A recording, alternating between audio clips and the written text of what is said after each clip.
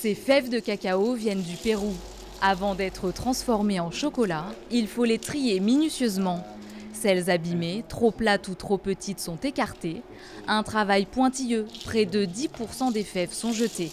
Nous faisons ça parce que nous avons remarqué en faisant des tests que c'était bien meilleur de trier les fèves de cacao. Et clairement, c'est le jour et la nuit. Ça commence par la fève. C'est l'ingrédient principal et c'est la raison pour laquelle je pense qu'il est important d'avoir les meilleures fèves de cacao. Vient ensuite l'étape de la torréfaction, où les fèves sont enfournées. Là, c'est minimum 1 heure à basse température.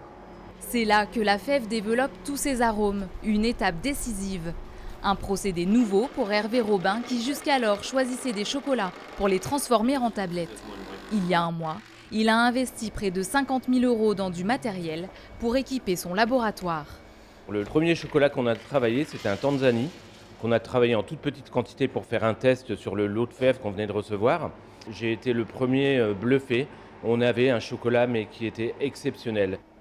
Les fèves sont maintenant pelées et broyées, c'est le vannage. Vient ensuite l'ultime étape du meulage. C'est le moment magique, c'est le moment où on met le gruet dans le moulin de pierre et où il va se transformer en liqueur de chocolat.